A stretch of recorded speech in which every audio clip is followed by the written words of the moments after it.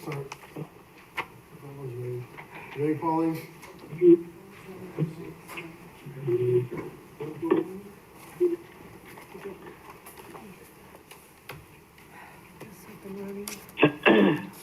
Excuse me.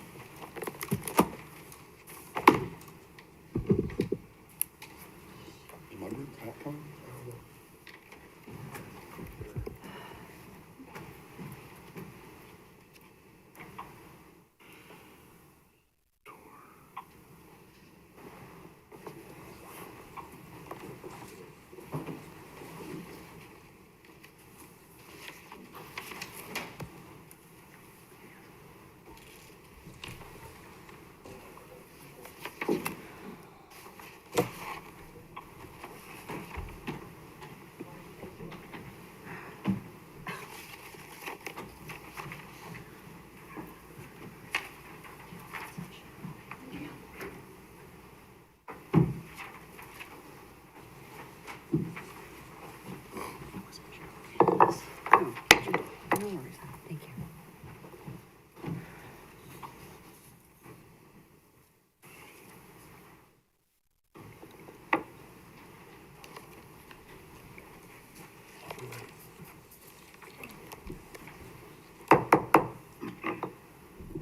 The pre-council meeting of the City of Joliet today, November 16th, 2020, presided by Mayor Bob Odekirk, will now come to order.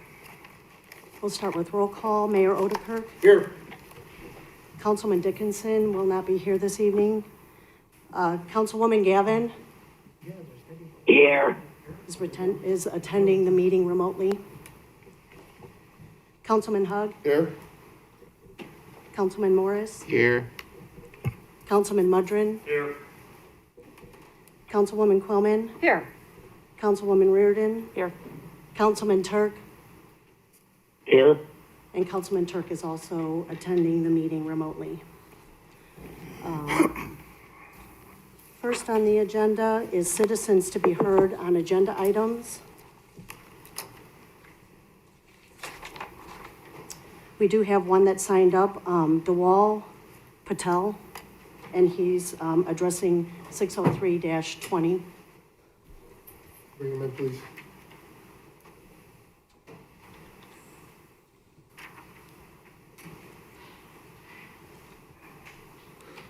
Good evening, respected council members and mayor.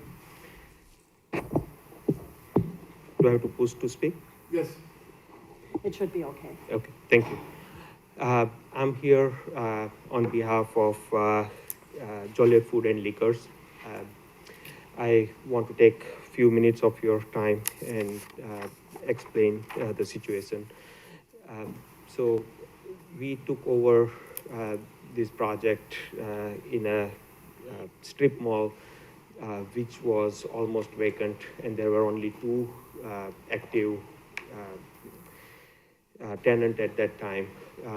We took over 3 of their shop, and we are renting currently 3,600 square feet of that area, that strip mall, and combined we are renting more than 50% of that strip mall currently being rented. We were unaware of the fact that there is an ordinance about how big of a sign you can put up, and we have spoke with the planning department and have some confusion about how big of a sign can be done. And our expectation, our understanding was that we can all get up to 60 square feet of sign, whereas the ordinance allows up to 50 square feet. So we ordered a customized sign, which is 58 square feet in size. And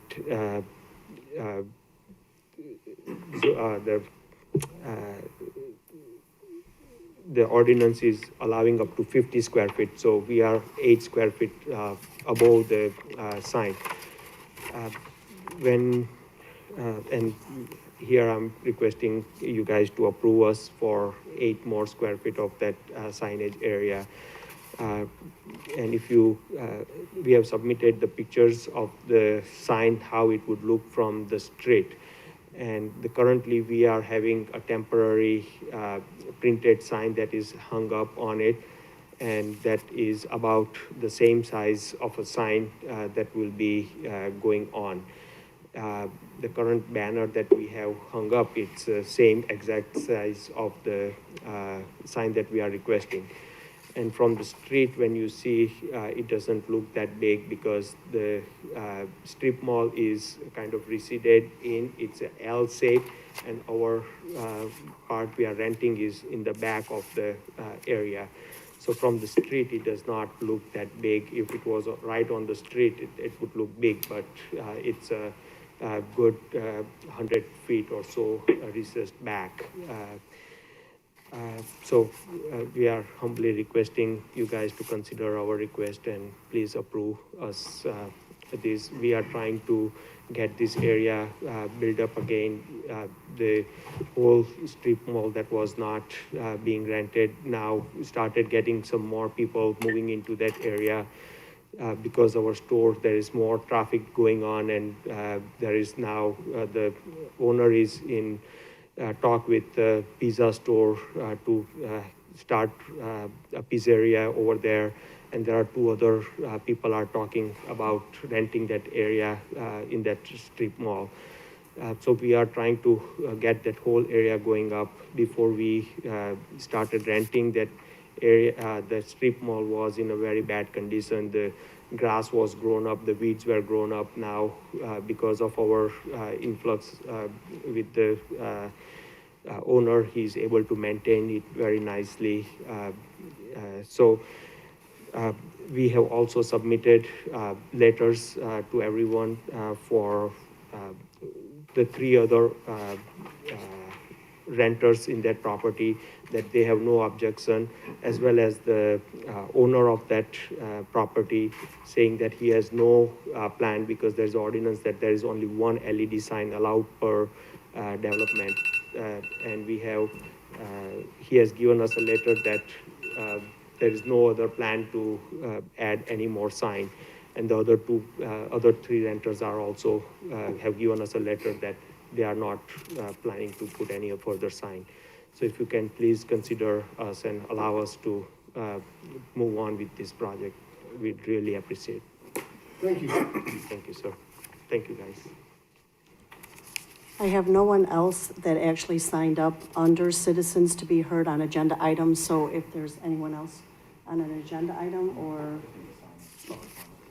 so if there's, I don't know if there's anyone over on the other side looking to speak on an agenda item. I do have someone, City Manager Hawk, for 60220, which is the Morning Star item. Should you guys have any questions, they can come over and speak. So, I don't. Tony? Take care. I don't know if y'all I just got 2 quick questions to address real quick and then just move on. It was simple. Is this an agenda item? I don't think it is. You have to wait till the end of the meeting. Thank you. Okay, so it doesn't look like there's anybody else for citizens to be heard. So I will turn the meeting over to the city manager. Thank you.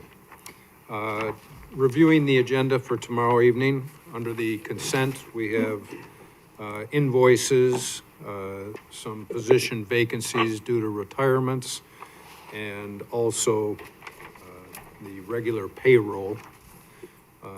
Under ordinances and resolutions, we have item 602. Excuse me, Yes. Jim. Just a quick question. Sure. I was going over the the invoices paid today, and I went way back and I was looking at, the Clark Baird Smith.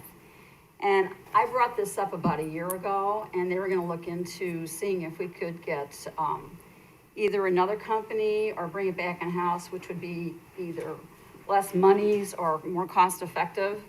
And, I was wondering, with the budget coming up, is that something we could take a look at? I will. Okay, thank you.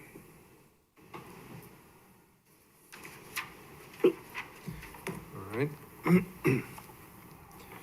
Moving on to item 602. This is an issue with Morning Star Mission Ministries. What they're doing is they've got a existing special use permit, and what they want to do is to expand it to allow emergency shelter for women and children. Apparently nowadays there is a need within the facility to house people with children as well. Again, the other part of this is that we're vacating an alley in the back portion of the property. It had a appraisal of $700, which Morning Star will pay the city for that vacation once you approve that. Any questions? Because there's somebody here to answer your questions if you've got. Questions? No, just a statement. It's my understanding that that should have been approved a long time ago, because they've already paved over it, right, back in the day? Yeah, I think in your packet, there's a grassy area, a children's play area, in the alley. It kind of got slipped through the cracks back then. Yes. Okay, thank you. Just one quick question, if I might, Your Honor. Yes. On 602, in the document, is this for 21 rooms or 24 rooms? It kind of states 21 and then 24. Is there a clarification on that?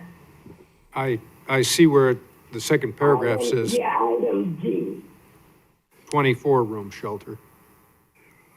It's 24. Okay, thank you. Yes. Okay. Moving on to item 603. You heard the gentleman speak about it just a moment ago.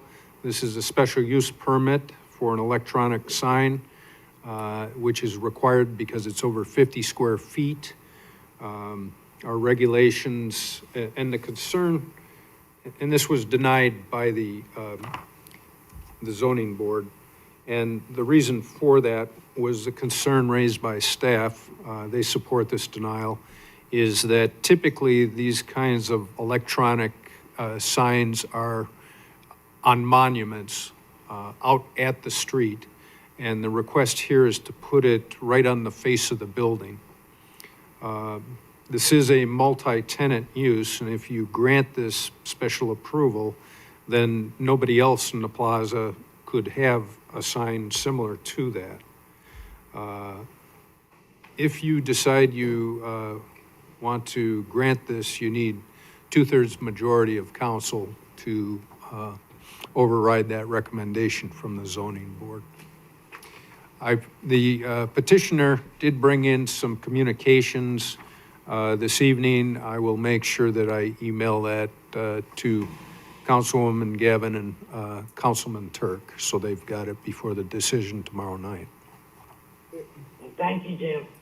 Jim, couple of things. Sure. I was aware of this about a week or so ago. It's my understanding, as Mr. Patel said, that prior to ordering the sign, they spoke with our planning department, and they reasonably relied on what they were told from planning. So they custom ordered a sign, acting in good faith, believing that it was in compliance. And it wasn't until after they paid for the sign that they learned it wasn't in compliance. If that's accurate, which is what I've been told, I think it's what Mr. Patel basically said tonight, that it changes it for me a little bit. They were acting up with the information that they were given from the city. The Community Development Director is not available this evening, but I will check with him and send you an email tomorrow before the meeting. Okay, Okay. thank you. All right. Mayor, Yeah, quick question, Jim. Under our ordinance, if it was 50 feet or less, square feet or less, then they could put it on the building without our approval? I believe that's the case. And again, I'll check on that. Okay. You mean as opposed to a monument sign? Right. Okay. If it was at the 50 feet or less, square feet or less, Yeah. would they need any special permit to put it on their building? All right, I'll check that out.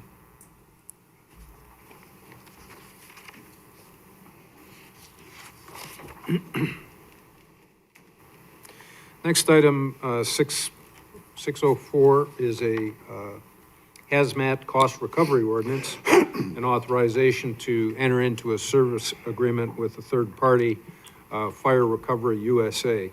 Fire department has over 22,000 calls per year. A lot of those responses are extraordinary services that a person's insurance company would pick up the tab for. They range from extrication from a vehicle to car fires to hazmat incidents that do damage to public property. In the agreement, you'll see some of the list of various types of things that we would be able to charge for and a associated cost, a fixed cost for each one of those. So this is a company, Fire Recovery specializes in this for other departments throughout. There's over 100 Illinois municipalities participating in this kind of recovery program right now. Yes. Who are we using today? I don't know if we are currently utilizing them or anyone, you know, no, we're not. Can I get a list then of what we're charging today for these examples? I'm not sure we're charging anything. For a car accident, we charge, I believe it's $130. And then there's the hazmat recovery ordinance that's just kind of lays out certain parameters that we can recover from. Hey, Mike or Betty, you gotta turn your volume down because we're getting a delayed feedback here. Is that better? Okay, I'm having a hard time hearing too. So I'll turn that, Lean my into your mic. volume down. It's already down. All right, thank you. But there's a lot. Betty, that was my fault, I didn't have my mic on. Okay, so there's an ordinance, that's 12-14. We currently recover, I believe it's $130 per car accident. And then there's a generic provision in the hazmat spill ordinance that indicates we can charge as reflected in 12-14. The updated 12-14 that council has is an itemized list that this recovery service indicates is a nationwide standard and can be billed for such occurrences. What this program is designed to do is recover money already out there being offered by insurance companies coverage in these events. So number one, it's much more detailed. Number two, we are apparently not collecting what we should by a nationwide standard. That's why the fire department is asking for these changes. And the expense to use fire recovery, they get a percentage, I assume? Yeah, that is At the end part of there. the, I got it, thank you. yes. Question. Yes, So in the event. yeah, hold on, Mike. So in the event that, you know, these are submitted to the insurance companies and they're not covered, are we waiving it like we do with ambulance, the difference between ambulance costs, or is it going to be on the citizens to pay it? That practice under the ordinance, and it is spelled out in there, will remain as we currently do it. We do not bill City of Joliet residents for any fire responses. Out-of-town residents are billed. Insurance companies will be billed under this provision. And I also wrote in there that individuals who engage in intentional or reckless acts, like somebody who lights a fire, will be billed under this section. Mayor, this is on the public safety agenda for tomorrow. Go ahead, Mike. Mayor, that was my question, that is it similar to the ordinance with the ambulances, whereas if the resident's insurance and or Medicare doesn't pick it up, that the balance is written off. That's correct, sir. Jan? Thank you. Just FYI, everybody, this is on the public safety agenda for tomorrow at 5:30. So if you have more questions, you can ask the fire department, they'll be there. Thank you. Item 605 is a ordinance to accept an easement associated with the Garsney Avenue over Spring Creek Bridge Improvement Program. It's pretty straightforward. Item 607 is, I'm going to have Chris Regis provide you the background on that, since he negotiated the agreements. Okay, everyone, so there are 4 resolutions, there are 4 agreements, they all have to do with our continuing work and proceeding with the Hobolt Road extension. As you recall from our previous conversations, there was litigation between the Burlington Northern Railroad and Centerpoint when this was to be a Centerpoint project. There was a settlement in that regard, and part of that settlement was that Centerpoint was going to get an easement over the railroad, allowing them to cross the airspace over the railroad as well as install fittings on the railroad property. Now that the city is part of that project, the city needs to join in that settlement. Hence, the first agreement that I've listed in the memo is the joinder agreement, which simply joins the city of Joliet as a party to the settlement. Now, there were a few things in the actual settlement that I could not agree to on behalf of the city of Joliet. So that's what kind of took some time to negotiate with Burlington Northern. Burlington Northern was very accommodating and did grant just about everything that I asked them to do. The overpass agreement is by far the most extensive that you have in there. The overpass agreement is essentially a construction easement agreement. It allows the agencies, that being the city of Joliet and HRE JV, to operate over the railroad during construction. It contains all the specifications, all the designs for the railroad, where everything's going to go and how it's going to be constructed is all in there. There are also special considerations due to the unique hazards that construction creates, because there will be people working above the railroad, over the railroad. You have to stop trains, and so they're very meticulous on how that gets handled. The next agreement is the actual easement agreement. It is a perpetual agreement. The city of Joliet is granted that easement in perpetuity, as is the HRE JV. We know it's contemplated that someday, 99 years at the most, HRE JV will not be part of this operation anymore. The city of Joliet retains their easement when that happens. The final agreement is an indemnification agreement.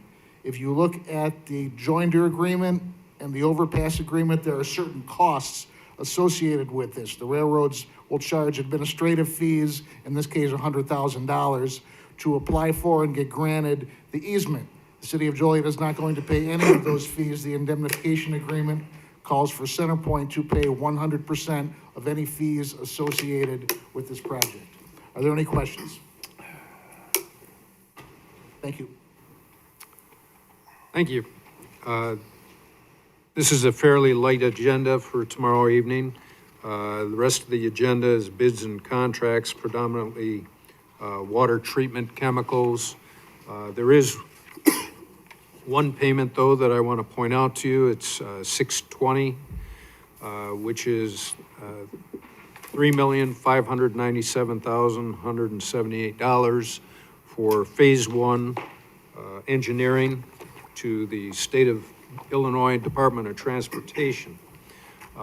This was we agreed back in June of 2017 that we would pay this Phase 1 engineering to the state for I-55 at Route 59 access project.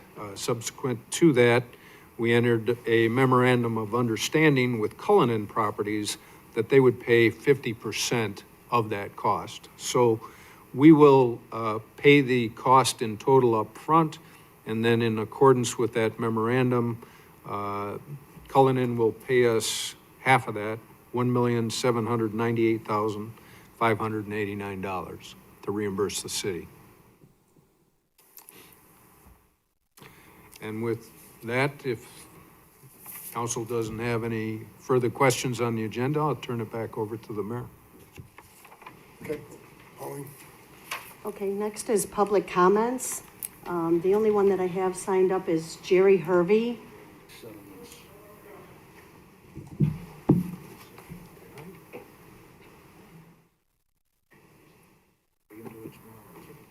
Hey, how you guys doing? Can anybody tell me where we are as far as the installation of dash cameras? If that's possible?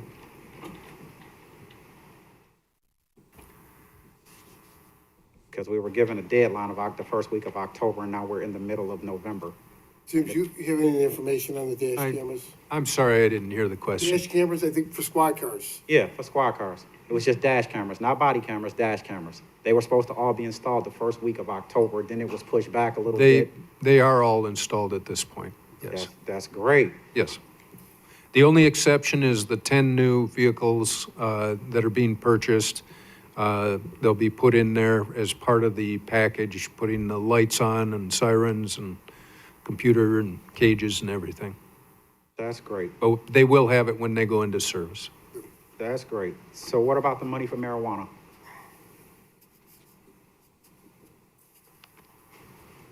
Have we gotten a date or a number on that?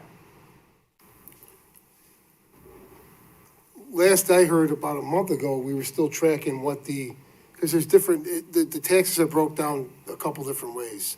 There's a regular city tax that we receive, and then there was an additional tax on top of that that was supposed to be dedicated to specific areas, specific communities. I don't think we have that second number. I don't think we have any idea what that is yet.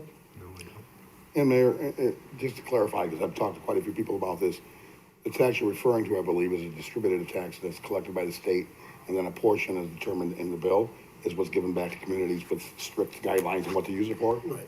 And I think that's what we're referring to, and just wanted to add that comment. So the answer is no, we don't have. That's all I needed. That was it. Thank you. Appreciate your time. Is there anyone else that would like to make a public comment? Can you check in the hallway, Tony?